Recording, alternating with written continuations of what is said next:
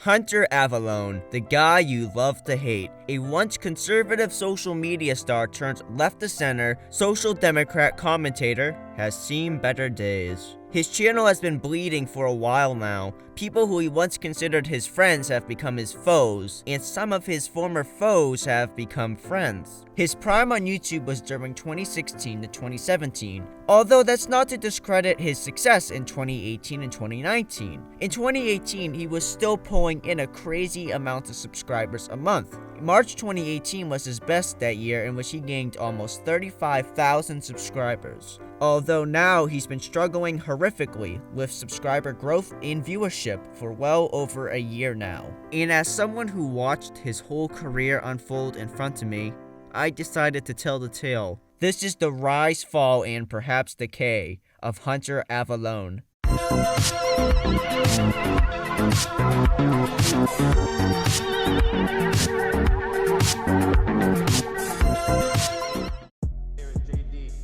Hunter was homeschooled and raised in a Christian conservative household. He started his internet celebrity career on Google+, in which he started as an emo fuckboy, which was popular at the time. Nowadays, he would have worn a long-sleeved striped shirt and a band t-shirt, and I'd be calling him an e-boy. Back then, he even wore tight girl jeans. I used to be a bit of a cross-dresser. These were actually girl jeans. I literally went into Hot Topic. They didn't have the red jeans in guys. In 2014, he started creating YouTube skits. These videos weren't political, and it was just him having fun and trying to get a slice of YouTube fame. Skits are still popular on YouTube, but they were all the rage for a while back in the day. Famous examples being Fred, Smosh, and even the annoying Orange. After a few standard skits though, he took his first dive into political content with a skit called How to Be a Liberal, then followed up with a video called Straight Outta Tumblr. He would go back to making his standard skits for a few more videos, but then went all in on political content. Judging by this Wayback Machine archive when he had 7K subs in early 2016, the political content was doing very well compared to his other videos. It started with skits mocking candidates he didn't like, before then also making political commentary videos alongside the skits. Then he had a genius idea. He started mixing the skits with the political commentaries. The earliest of the commentary videos still publicly available on his channel is a video called Feminist Video Bashes Men, although it's obviously not the first video he made like this, judging by the fact it's episode 2 in a series called Get Wrecked. But also because his first video to gather a large amount of both support and hate would be released shortly before. This video was called The Truth About Transgenders. This is one of the earliest examples of what would become Hunter's main video formula for years to come. The video started with a skit relating to the video topic, then he would do a scripted commentary talking about the subject of the video, and maybe he'd throw in a few extra skits here and there throughout, or at the end. Because of this ridiculous gender notion, you are opening the door to insanity. Hi YouTube. So, since gender is just a social construct, and men can be women, and women can be men, and retards can be animals, I can finally come out of the closet of Value City and be my true self. I am trans sofa. I identify as a sofa on the weekends and a potato on the weekdays. My pronouns are Z, Zai, and Zumi Lumi. This video would garner a lot of attention when it came out. Multiple people and news outlets responded to it, even though at this point Hunter was still a small channel and he had under 10K subscribers. He wasn't even doing YouTube full-time at this point. The video probably didn't even have that many views before basically being propped up by the media and other bigger YouTube channels. It was extremely controversial. Some might call it based? So a lot of people responded to it as it was a good excuse for them to make even more pro-transgender content. Also, I'd like to point out Rob Smith wrote one of the many articles attacking Hunter over this video. You know, Rob Smith, the self-proclaimed America's favorite black gay Republican. Rob Smith is also a proud Iraq war veteran and a #1 Cardi B fan. Who likes Cardi B? How many views this video got before it was deleted, I couldn't find. But this screenshot from a response video by leftist YouTuber Vosh in 2019 shows it had nearly 900,000 views. Not to mention a follow-up video Hunter made that's still up on his channel in which he defends his video also has 800,000 views. So yeah, it had a huge reach and garnered a lot of views over time. If you want a taste on how edgy and rebellious and nuclear his old content was, here is a little excerpt from the Pride.com article published about his video on transgenderism. In the span of 7 minutes, he manages to call fellow bloggers and those with different opinions ugly, hairy, stupid, nutcase retards, and crazy. His uninformed opinion lumps an entire community in with sexual predators and mischaracterizes significant medical facts about a procedure in the process he clearly knows very little about. The definition of bigotry is intolerance towards those who hold a different opinion from oneself. Yes, Hunter, you are a bigot. This era of political YouTube content was dominated by anti-SJW YouTubers. It seemed everyone was taking their chance to slam dunk on some cringy blue-haired liberal feminist. Even huge YouTubers like H3 and PewDiePie were doing it. The insult SJW, which means social justice warrior, started being popularly used during the beginning of Gamergate. So for those of you unfamiliar with Gamergate, let me clue you in. Long story short, Gamergate was a controversial online movement critical of the gaming industry. Their biggest targets were gaming journalism and people like Anita Sarkeesian. They felt gaming journalism wasn't ethical, and they were tired of progressive messaging in video games. Gamergate YouTubers and influencers would then make videos mocking who they deemed SJWs or just people they didn't like who were on the left. So it's not exactly a fandom. I'm not a fan of video games. I actually had to learn a lot about video games in the process of making this. Oh my, what do we have here? This can't be right. Anita Sarkeesian isn't a fan of video games? What?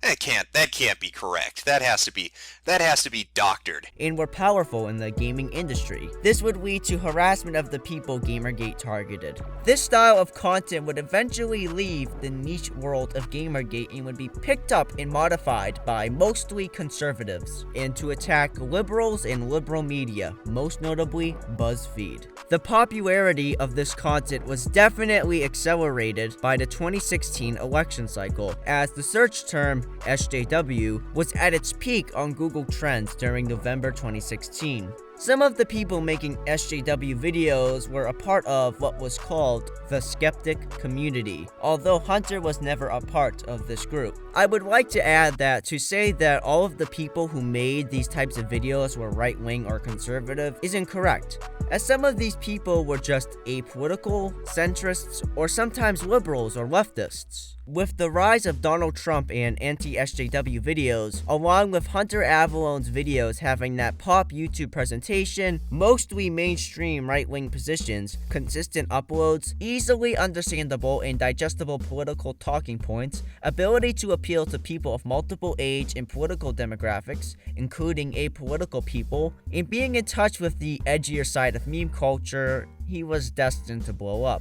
And he did! On February 6, 2016, he had 7,000 subscribers on YouTube. On December 1st, 2016, he had nearly 200,000.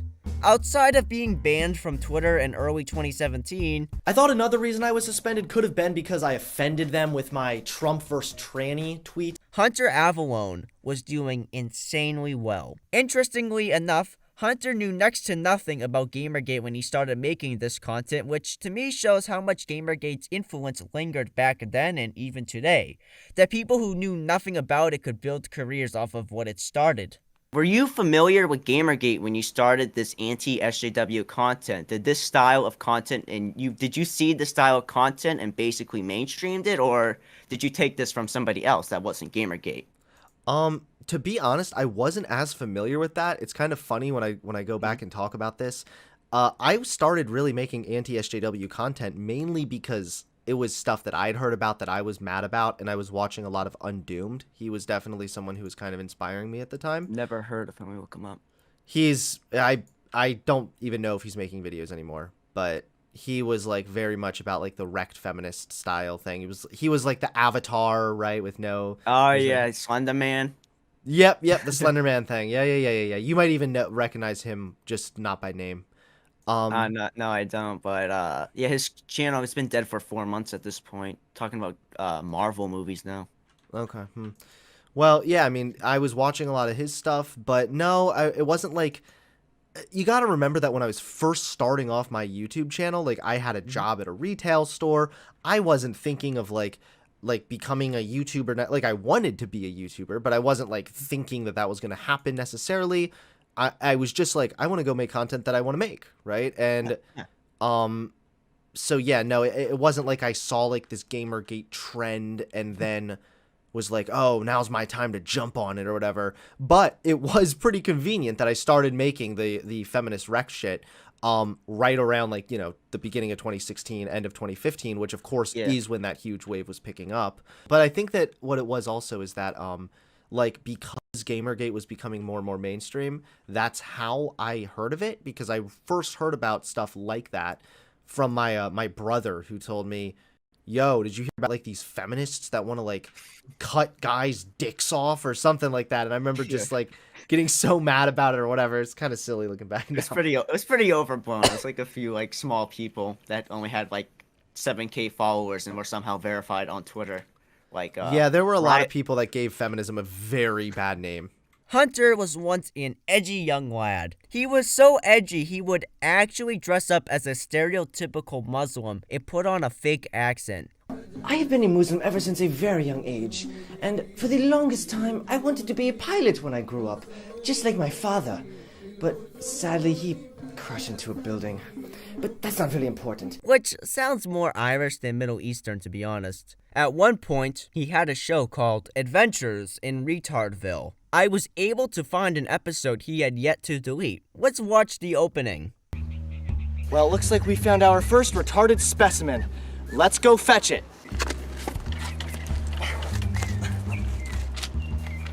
I've got it. It says, Black Lives Matter times 100. It's a Chick-fil-A cup, and it says triggered on it. And the chicken appears to be angry, and it says, no fags. And now a moment of truth with MichaelAlberto.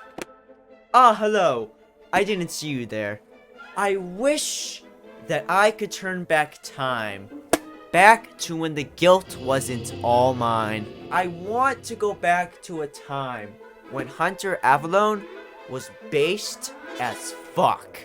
According to the Book of Truth, page 34, verse 171, if there were any YouTube channel I could bring back, it would be 2017 Hunter Avallone.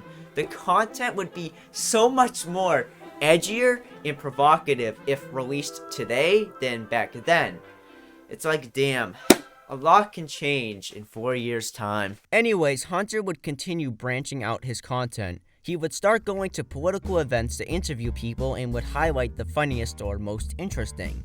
These videos did insanely well and helped him boost his popularity. Another thing that helped Hunter a lot was his optics. In every single video, Hunter presented himself as just a normal, handsome white guy who liked making edgy jokes, and everyone he responded to was, well, mostly not that. They had weird and stupid opinions and they didn't explain them that well. They hated jokes and a lot of them, well, they weren't, for lack of a better term, normal presenting.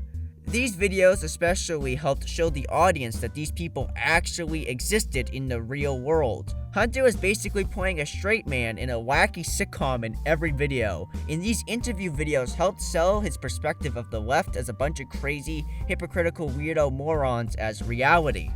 Anyways, where were we? Sorry, I had to shoehorn in last minute a tangent about Hunter's optics. Oh yeah, Hunter would keep branching out his content. He even tried his hand at making music, which went really coming at me, nigga. I mean, it's not horrific that it's funny or cringy. It's not famous or infamous like the ones people like Rice Gum were making at the time. And it's not good. These songs are just kinda forgettable, outside of the fact Hunter said the word. And he would even sometimes step out of his standard SJW dunking comfort zone. It would make some serious videos on serious topics. One of these being the time he was censored from speaking at a liberal college. Immediately right after, he made another serious video announcing his turn to atheism. He still identified as a conservative, but he slowly got less extreme on things like LGBT issues and other socially conservative stances. Truth is, being transgender is not normal. Sorry, but the idea that you're a man trapped in a woman's body or a woman trapped in a man's body is simply not normal. Transgender people are normal people, deserving of acceptance and equal rights. He was no longer a Christian conservative. Around this time, he was more of a right-wing libertarian, but still called himself a conservative for whatever reason. He would even later on admit to this. I think the biggest reason why I'm leaving the right is that I was wrong about what I thought it meant to be right-wing. To me, conservative meant you want limited government, kind of keep the government out of your business, live your life freely, do what you want as long as you're not hurting other people. I recognize now that that is more along the lines of centrist, libertarian, I guess. What it means to be conservative today, and I don't know if this has changed recently or if I was just naive, it's about conserving tradition. It's about conserving hierarchy.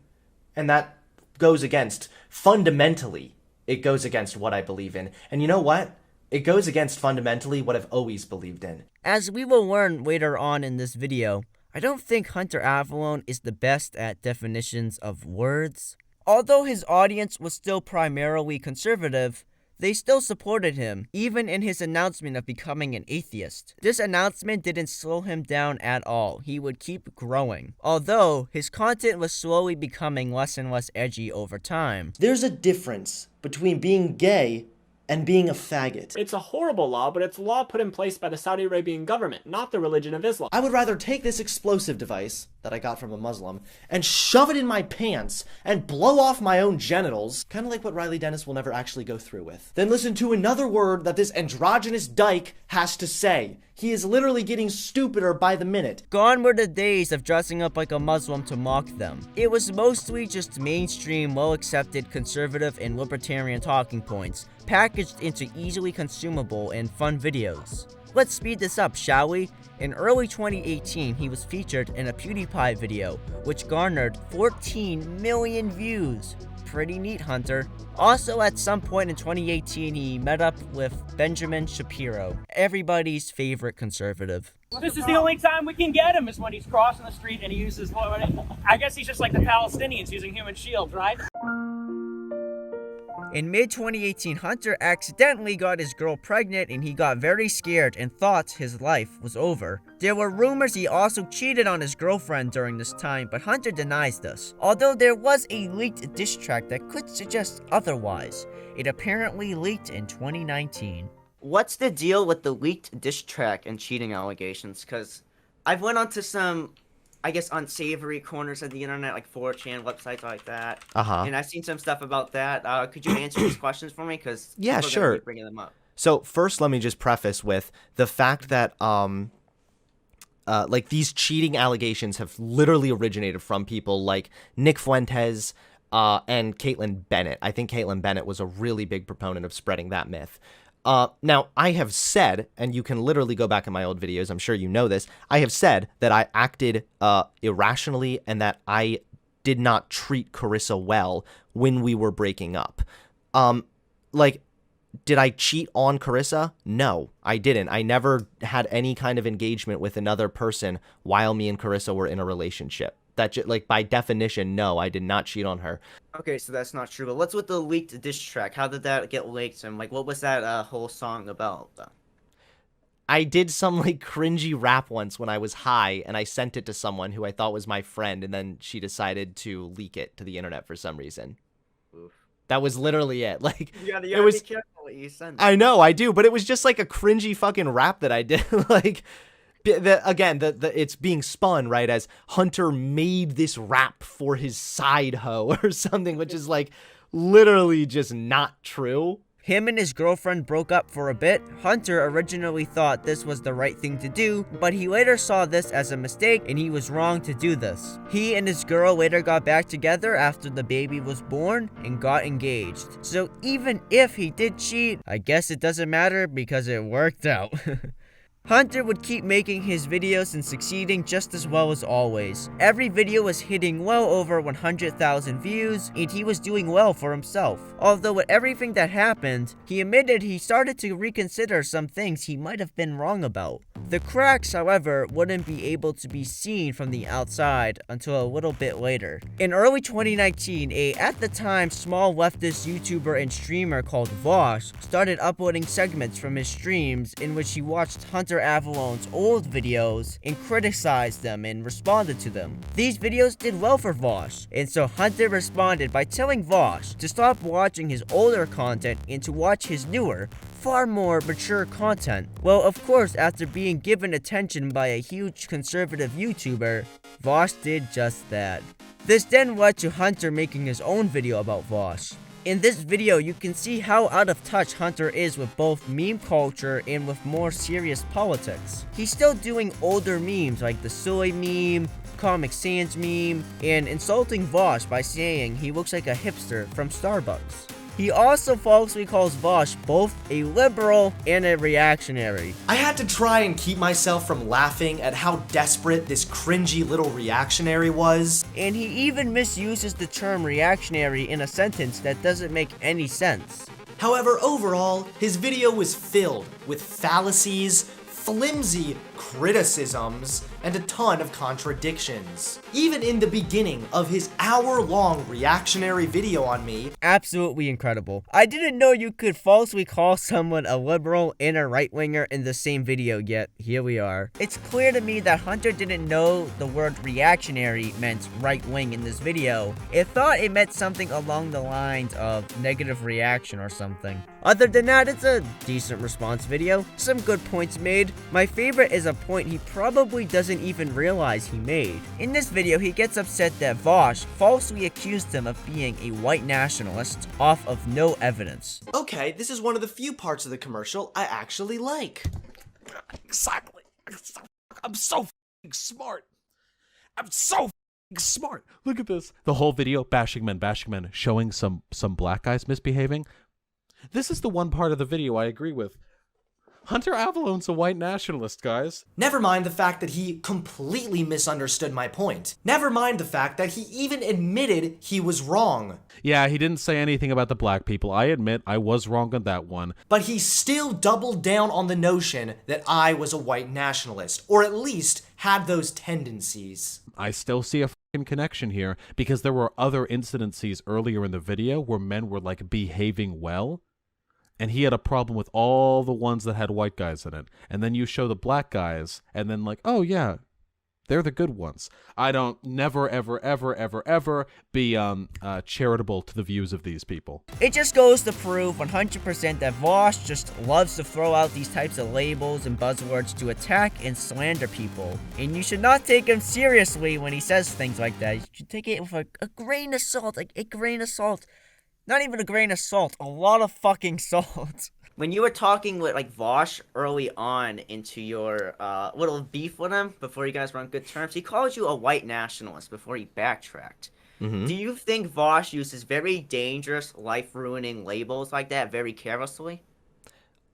At that time, probably, yeah. I mean, he was definitely incorrect in calling me a white nationalist, and he did backtrack it. I don't know if he did it on stream, but I know for sure that even before we went live, he talked to me privately and said, hey, what I said about the white nationalist thing, that was incorrect, and I was wrong on that. Like, right off the bat. So, it didn't really seem as malicious, after kind of he retracted that statement. But yeah, I think that he probably was being a little careless then. That was a long while ago. I don't know if you want to talk about if he's too careless with the term now. But yeah. In April 2019, Hunter's channel was briefly deleted from YouTube before being brought back. This will be very important later on. Later, Hunter and Vosh would debate. I haven't watched it because I don't need to, as Hunter has basically completely disavowed it and he believes he did badly, so I'll just take him on his word for it. Hunter's views slowly started to shift to the left, but his videos were still pretty popular and his channel was doing good. A lot of people attribute Hunter's major shift into centrist and left-leaning content to Vosh, and sometimes people will include his wife and his experience with pregnancy, which he admits both of these helped him change some views. Having a kid changes you. Especially going through the experience that I went through with an unplanned pregnancy and breaking up with Carissa and then getting back together with her and realizing that I made a mistake and realizing that there's so much more like depth to life. I mean, having a kid has literally transformed me and made me like just a completely better person. And so that combined with the Vosh debate sort of forced me to start reassessing some of my political positions. But those people aren't telling you the full story. Most people leave this out. They either don't know, or they forgot, or they just don't care to tell the full story because they're lazy and not super autistic about this shit like me and like have like fucking crystal clear perfect memory of this shit for whatever reason. Enter Nick Fuentes.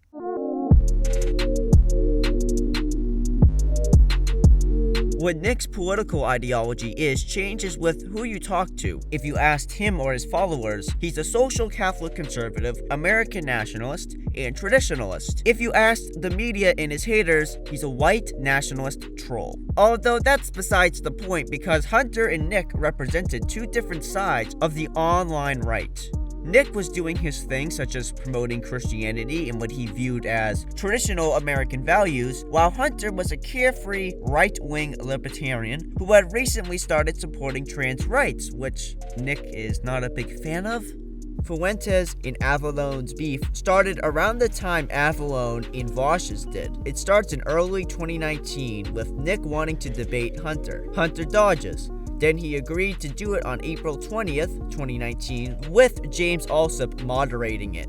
At the time, James and Hunter and James and Nick were on friendly terms. They all hate each other now. Well, 2 days beforehand, Hunter had to postpone. Then it was back on again for July 8th. Only for it then to be cancelled/postponed yet again. During all of this, Avallone was able to make time for that debate with Vosh, however. What happened? Like, why were you, I guess, dodging, quote-unquote, the debate? Yeah, so my reason for not debating Nick changed a couple different times, and I will admit that it wasn't a great look for me to be like, yeah, we can debate, and then I would, like, when I first originally agreed to debate Nick Fuentes, I wasn't actually too familiar with him.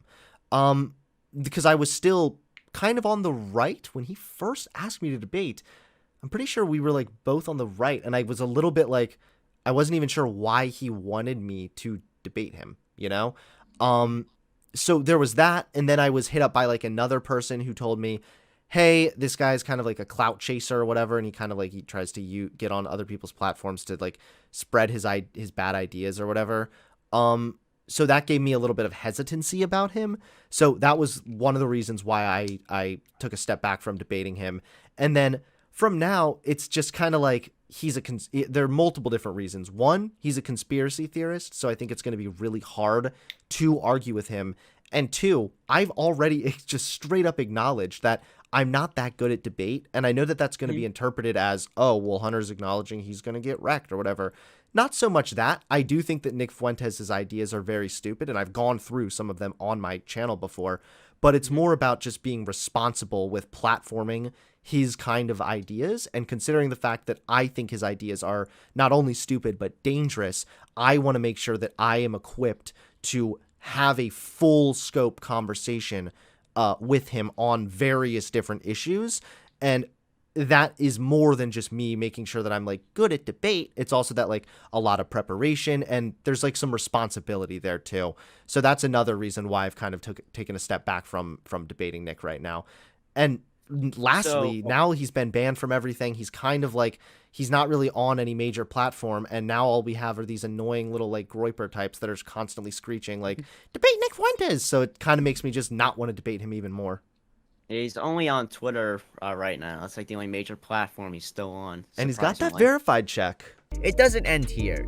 We briefly talked about this in my Baked Alaska videos, which I think deserves its own video at this point, but in late 2019 when Nick Fuentes led the Groyper Wars, which was a series of events in which Nick sent his fans to mainstream conservative events, specifically TPUSA, to ask controversial questions. A lot of people forget this, but Hunter was a part of the crusade against Nick during this time and played a minor role in the Groyper Wars. Hunter did a TPUSA event regarding censorship with Sargon of Akkad, who is a right-wing YouTuber. Hunter surprised everyone, both right and left-wingers, when his speech claimed conservative censorship isn't real and is a overblown victim mentality. Sargon of Akkad didn't even give his speech, he was so blown away. This whole position is very funny because Hunter was banned from Twitter in 2017, was temporarily deleted from YouTube, and has had to water down his edgier side to the point where he's no longer edgy due to the community service changes. He's even admitted to deleting old videos because they retroactively are breaking community guidelines. I'll be honest, I did have a little bit of stuff to gain here. Is YouTube cracked down on some of their rules, so part of that, I did go through and purge some of my content, but I also, my most recent purge, I purged videos that I thought could be on the line, but also videos that I no longer agree with. So over the course of last year, I've deleted roughly like 20 million views on my channel of content that I no longer like or stand by. The biggest video I deleted was answers for gay people, where I really don't like the approach I took with that any longer. I remember that one. That was I deleted that one. That video was my second most viewed video. Like, that video had almost 3 million hits. So also, if you try to re-upload his video, The Truth About Transgenders, YouTube deletes it rather fast. So it must be in some system where if you re-upload it in full, YouTube automatically or almost automatically takes it down for hate speech.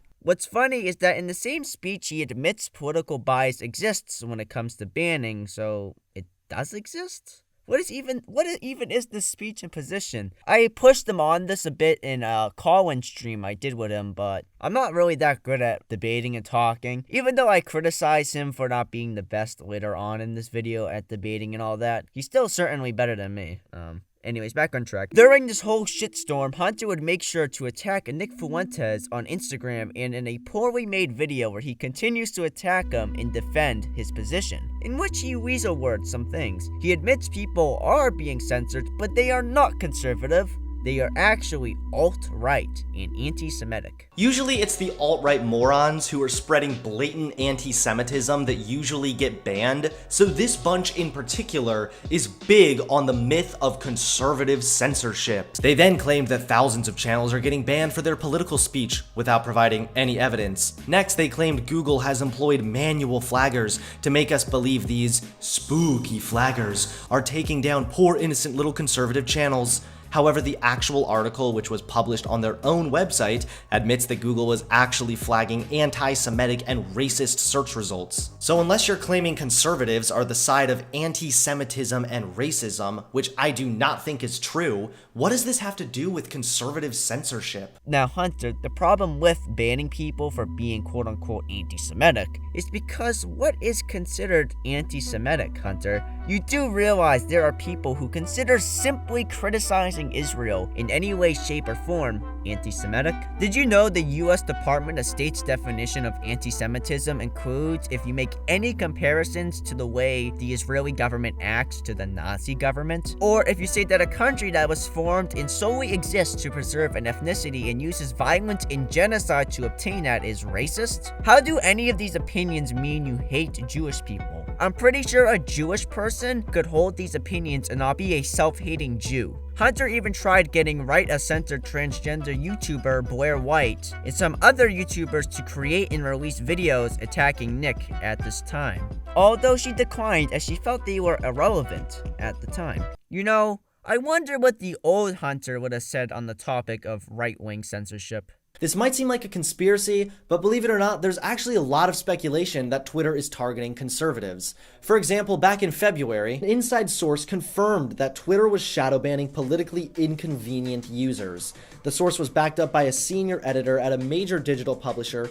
who told Breitbart that Twitter told him it deliberately whitelists and blacklists users. And then just back in November, Twitter started to suspend alt-right accounts. So maybe I'm considered alt-right for whatever reason, even though I am certainly not alt-right. I can assure you that much. Twitter suspended high-profile accounts associated with the alt-right movement the same day the social media service said it would crack down on hate speech. Alright, well, most people know that hate speech is wrong, but the problem is that this little fagtard Jack considers things to be hate speech that are not always hate speech. So yeah, maybe I'm suspended because I'm conservative. But to be honest, this also seems kind of unlikely. I mean, I had like freaking 14,000 followers. I didn't have 1 million followers. I'm not like this huge influential conservative on Twitter. I mostly just troll people, debate people, and tweet out my videos. It's also important to remember that Twitter is a privately owned company. So technically, they're legally allowed to suspend any accounts based on any reason they deem appropriate. However, just if it's legal, doesn't really make it right. Oh, so he used to think they censored right-wingers, and he even had legitimate evidence to support this claim. If for whatever reason, since he read like one study that showed right-wing pages grow better than left-wing pages, he thinks it just doesn't exist, what? If Hunter's only position on this was some conservatives and organizations like PragerU claim they are being persecuted when they really aren't, then fine, I would agree to a degree. They can overreact sometimes. I mean, PragerU got banned from advertising on Spotify. That's not the end of the world scenario.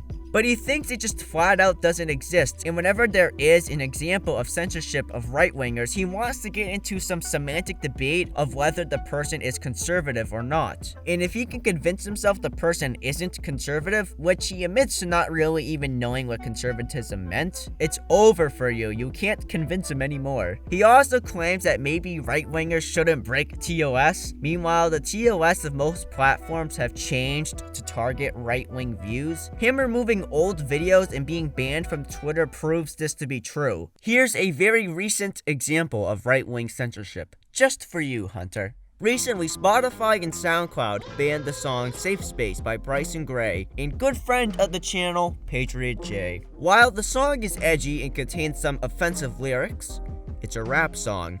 That's like the biggest appeal of the genre. Spotify still streams songs like Tron Cat by Tyler the Creator, in which he raps, "Rape a pregnant bitch and tell my friends I had a threesome." They also stream tons of violent music from tons of artists with bad pasts. But two guys making fun of LGBT and fat people, in which they don't even swear in the song, is too extreme for the platform. Do you really think this isn't some sort of political banning? I want to make it clear that I don't want these platforms to censor songs like Tron Cat. I like that song a lot. I'm just pointing out the obvious that one of the major groups big tech likes to censor besides like sex workers is right-wingers. Well, after all this was over, Hunter realized that his views had changed a lot, and so did a lot of the people he used to entertain. The once young libertarian and neoconservative, somewhat egalitarian, pro-free market capitalist right had changed. The new young Zoomer right had become more authoritarian, less neoconservative, less egalitarian, more nationalist, and somewhat more critical of capitalism, depending on what section of the right wing you are looking at. You said certain things changed in the online right, in the right wing that you no longer like, which contributed to you leaving. Can you be more specific on what aspects? Yeah, sure. There was kind of a mix of both me changing, and I do think that the right was becoming a little bit more extreme, or at the very least, I was becoming more aware of some of the extremist side. What I was more talking about is the people like who are on the farther right, the more, I guess, the Groyper types, who would say things like, you're not a real conservative. Conservatives are about conserving tradition or conserving, broadly speaking, I guess, the status quo. So some of it was like, I do think that there was more of a radical kind of embrace of people on the right. I think that was probably for a variety of reasons. I think that the right wing has always been a little bit more susceptible to like fascistic tendencies, and then I think Trump empowered that. But I also think that I changed as well. So I don't know, maybe that's a little bit of a hopefully clear answer. Because I wrote down, I was going to ask, Is it things like paleo-conservatism and American nationalism getting more popular with like the rise of people like Fuentes and making things like libertarianism less popular? So, yeah, you basically just said that. I mean, I guess if more people are it is more or less that the more radical elements of conservatism is now what's being kind of considered. That's like the defining characteristics of conservatism, I guess. So sure, maybe I guess. I don't know if that's supposed to be kind of like a leading or a gotcha question or something. No, that wasn't but supposed to be. I just wanted you to be more specific because you said in your video certain people were doing that, and I remembered your little Twitter beef like spats with Fuentes at certain times in my timeline. And the paleo conservatives, they're also cringy.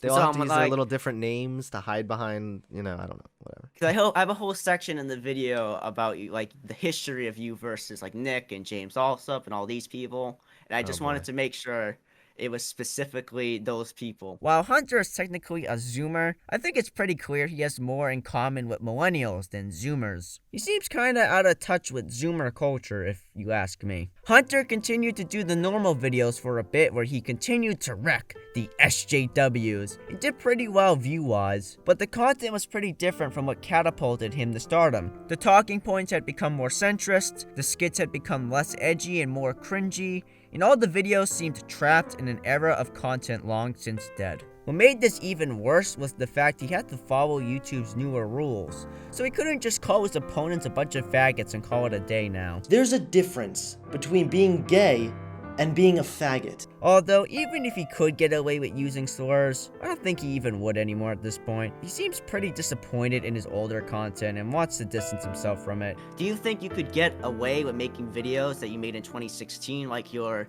How to Be a Muslim video? Like, do you think you could get away with that nowadays? To be honest, I don't even know how I got away with it then, dude. Well, on that note, we're gonna wrap it up. Thanks, man, for coming on. Even back then, when he was still right-wing. In most of the skits in his newer videos, it doesn't even look like he's having fun. In January 2020, Hunter would appear on Vosh's stream for a nice chat. The two, who once both slandered and attacked each other, were now on good terms. In the coming months, Hunter would still cater to a right-wing audience, but promoted some of his newer adjusted views. And then, in April 2020, Hunter would announce he was leaving the right wing. And this is where it would all come tumbling down, tumbling down, tumbling down. Wow, I'm so original. What is this, like the 20th video in a row where I've mentioned and referenced the end of Evangelion? And I thought Hunter heavily relied on overused jokes, but I guess I'm worse. I guess I'm worse than him. No one's gonna watch this far. Hunter was averaging well over 100,000 views a video until this announcement. He got a lot of support when he left the right, although these people didn't stick around. His views and sub count would continually drop, and have continually dropped to this very day. Hunter had nearly 700,000 subscribers before all of this, and now he has under 600,000 and it's still dropping. As of now, he averages like 20,000 views a video, and sometimes he even struggles to crack 10,000. That's not to say he's had some videos do well, but as of right now, his glory days appear to be long gone.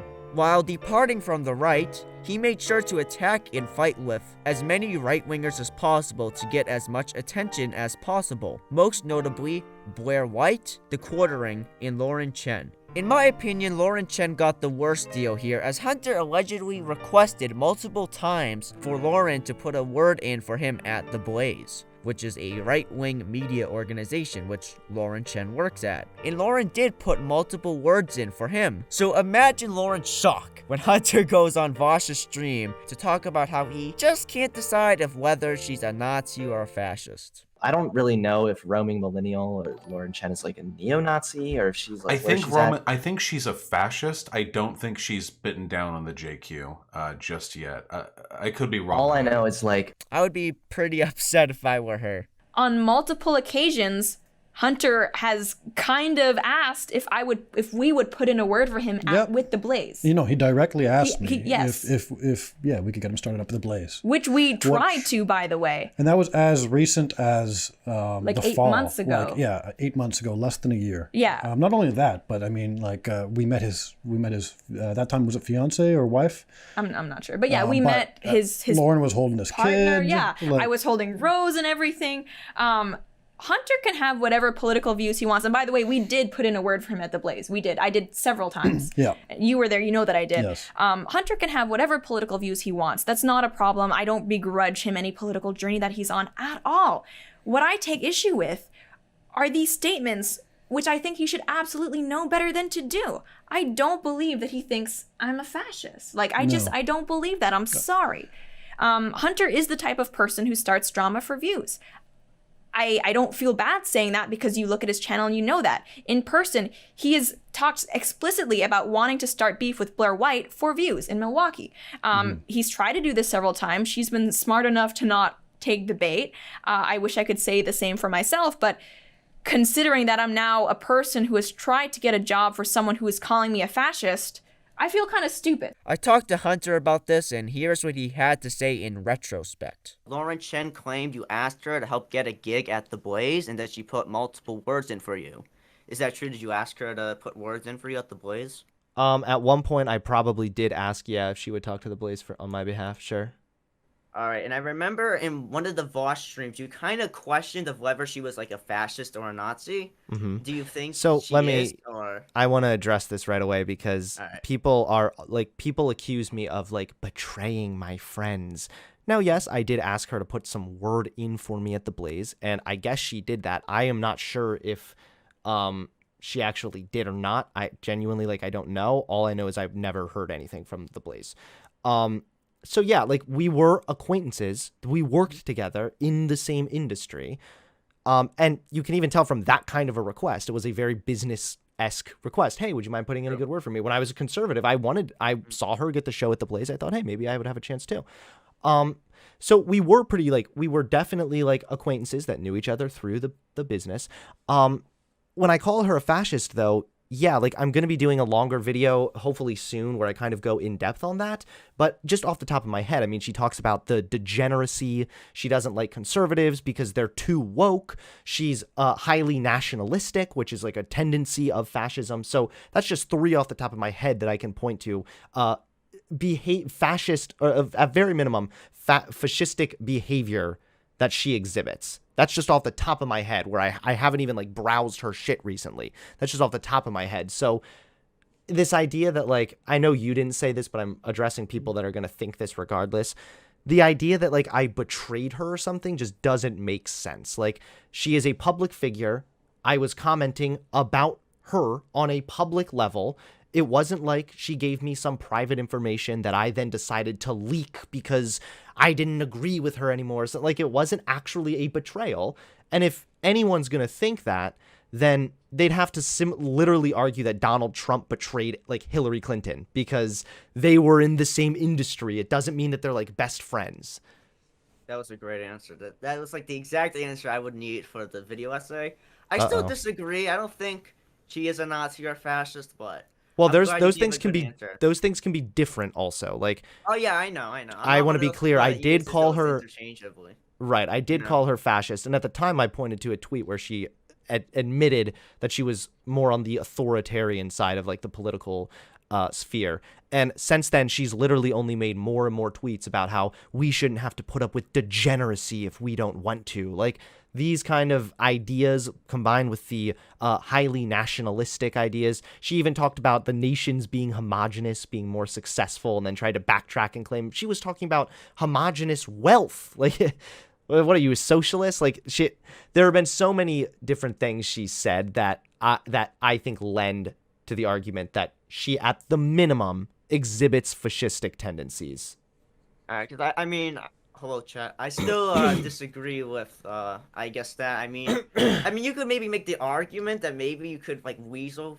Maybe weasel is the wrong word, but I don't know, maybe she's like more of like a right-wing populist. Maybe like, I mean, she's still probably nationalistic. I don't know. There's too a much lot of about her, overlap but- between those people too. Yeah, I'm not married to that. If there is something that comes out where like I just am like wrong, where she's not actually exhibiting tendencies of fascism, then I would retract that statement. However, I will still say that I don't like Lauren Chen and I disagree with the majority of her beliefs. And from what I've seen, usually what she's saying that's just wrong. I haven't watched a lot of her content, in fairness, but from what I have seen, yeah, it's usually just complaining about degeneracy and shit like that. Last minute update, Hunter tweeted this out, so he does still think she's a fascist. I pushed him on this by pointing out how porn isn't conservative and how criticizing a supposed conservative porn star while being a conservative doesn't make you a fascist, and this doesn't help boost his conspiracy theory at all. Hunter lost a lot of people to collaborate with during this time and is now basically blacklisted from Conservative Inc. So much for that debate in the marketplace of ideas, am I right? Later on down the line, he tried once again to debate Mr. Nick Fuentes, most likely due to the fact of how popular Nick had become and to help re-energize interest in his videos.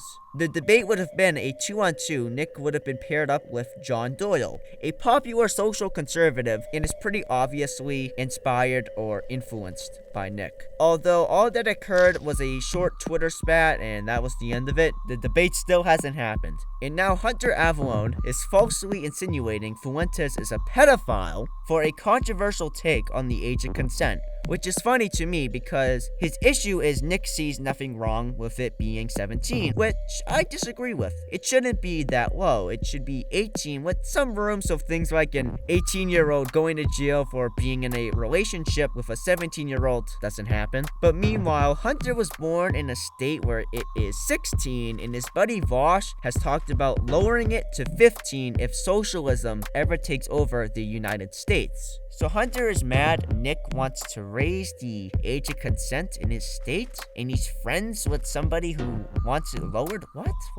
You falsely, I would say falsely, insinuated Nick was a pedophile by calling him creepy and a pedo defender for talking about the age of consent. I mean, he was 17, literally right? saying, he was originally, the conversation, yes, was talking about a, Matt Gaetz possibly being with a 17-year-old girl.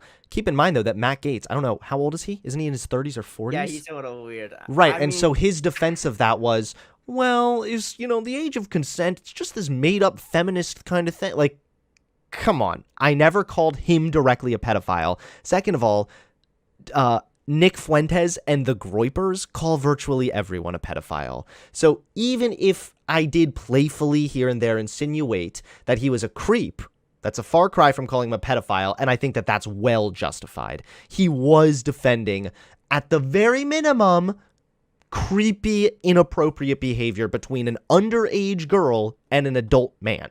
So yeah, I think calling him kind of creepy there was well justified. If I directly said that Nick Fuentes is a pedophile, then I would say that that was incorrect. But I know I didn't say that. Nick Fuentes? Let's see what he has to say about all this. Certainly nothing that would be creepy or pedophilic in any kind of way, I hope. This guy doesn't care about being consistent. He cares about preserving order and apparently fucking minors now. Well, you heard it, Groypers. You're apparently not based unless you commit statutory rape. You apparently think grown men being with 16 and 17-year-olds is based and red-pilled because it's traditional. Kind of makes you think what other stuff this guy might consider traditional that he might want to defend. I'm against doing the whole guilt by association thing, but this is just ridiculous. How he'll viciously slander someone for holding less extreme opinions of someone he's friends with. This is so incredibly irresponsible. Levying these kinds of accusations are serious and shouldn't be thrown around carelessly. Anyways, moving on, Hunter is now a vegan. This announcement wasn't nearly as big as the leaving the right one was, but he got a lot of Twitter likes from it, so alright. Oh, and as of late, he's gotten a lot of attention for his beef with Mike from PA, a leftist streamer. Mike thinks Hunter is a grifter. He thinks Hunter was and is a fascist and alt-righter. Fucking complete lunacy. At least this shit show of a stream was entertaining. What was really surprising was the fact that everybody's favorite Afro-Hispanic, MichaelAlberto, played a role in this debate. Go head over to this one now. We're gonna go ahead to, here's this video. If I was Hunter, I would drop a tactical N-word right now. Yeah, it wouldn't be the first time, I'm sure. What a desperate fucking redirect, dude. Being called out on lying like 20 times in a single debate. I've never seen a debate where somebody got caught on this many lies, by the way. I bet he's about to say the N-word. You're so weak, bro. Jesus. Nope, that's not even true. Again, trying to poison the well. You would defend their right to All right, hold on. it, Wait, right? stop, because you made a claim. That was wrong again. Patreon allows you to share some of your income with your favorite creators, so they don't have to get a real job and can instead spend all day being racist on Twitter. And now, the following message. Give me money. Give me money. Give me money. Give me money. Give me money.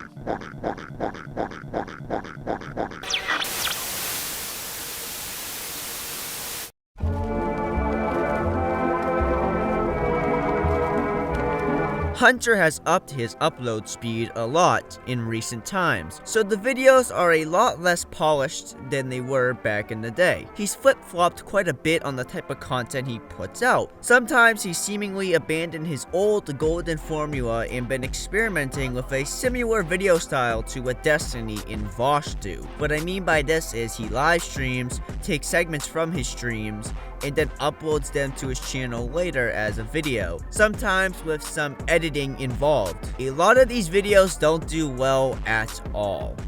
What about the streams themselves? It seems he's trying to become a debate bro. He does host some debates with other e-celebrities, and even had a somewhat big one in May 2021 against far-rightist turned centrist Lauren Southern. The quality of these streams ranges from good to bad. I find the debate streams entertaining, especially the Discord call-in streams, but I just don't think Hunter is that interesting in a live setting by himself. When he's by himself just talking about random news stories, I don't find his commentary interesting at all. I wasn't there for the Lauren Southern stream, so I don't know what the live viewer count was, but the VOD and other people's videos discussing it did pretty well. But a lot of his streams ranged from 100 to 300 live viewers on a YouTube channel with about 600,000 subscribers. That's not good. Although he nearly got a $700 donation on one random stream when I popped in, so I guess I can't shit on him too hard. He does have people willing to give him some serious money. Sometimes he somewhat returns to his old style with the scripted commentary with some skits thrown in there, but I don't know.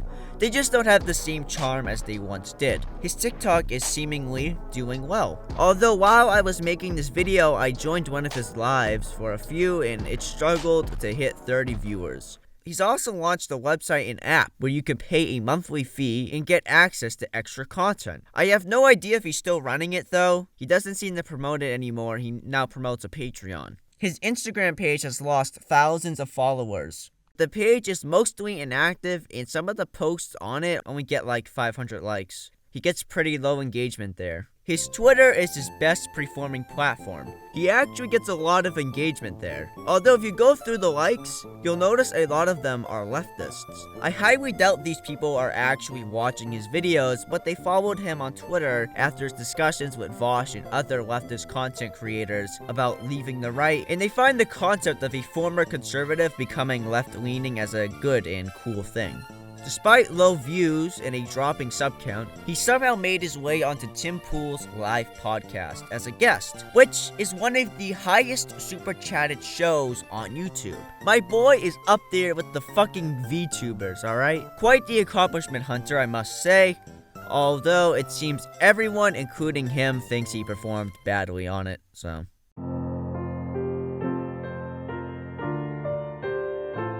Hunter Avallone is someone I still have a lot of respect for. At one point, he was my favorite YouTuber back in middle school, although as I got older, my tastes in what content I liked changed, and Hunter never changed his style of content, so I slowly stopped watching, only to pop by here and there over the years to see he was still doing the same shit. Disappointed. I find some of his older content still rather funny, although I feel most of my laughter comes from the shock that I can't believe this is what Hunter used to make and what used to be popular. I'm also nostalgic for it too, so maybe that has something to do with it. Here is the thing that might be controversial to some of you watching. I respect what he did. He threw away his channel success in the pursuit of what he felt was right. He could have just privately changed his views and grifted conservative content, and he might have even hit 1 million subscribers at this point. But he didn't do that. He spoke out loud what he honestly thought and believed. And there is something admirable about that, no matter what your opinions are. Even if you are like me and think a lot of the things he believes are wrong, unoriginal, or just flat out slanderous.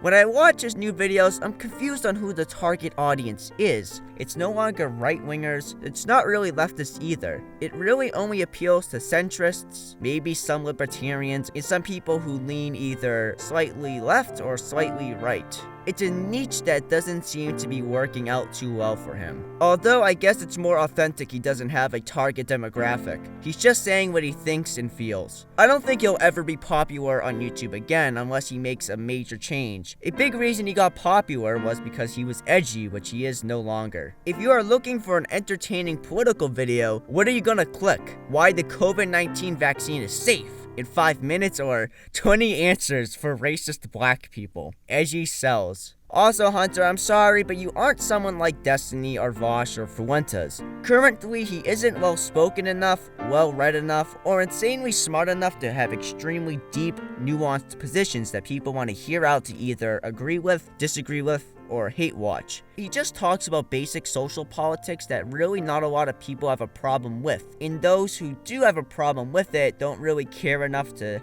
seriously debate him or hate watch him. Outside of him throwing away his viable career to talk about what he truly believes in, he isn't that interesting of a person to most people. Besides me, I'm fucking fascinated by this guy, which is why I made this video as long as it is. His original rise to stardom and how he maintained it for so long is due to the time he did it, how he marketed it, the formula that allowed him to put out good quality videos consistently, the fact it was easily digestible and entertaining content, the ability to appeal to multiple wide demographics of people, and being in touch with meme culture at the time. He's abandoned all of these things. I know a lot of his former fans hate what his new content has become, and I'm no fan either. Most of it is arguably worse than the outdated videos he was doing in 2018 to 2019. Although I've had this project on the back burner for a few months, and the content has improved since I started working on this video in March 2021. It's still not all that great though. But in the end, I don't think he cares what you and I think. I actually think he wants you to hate him. After all, he is the guy you love to hate.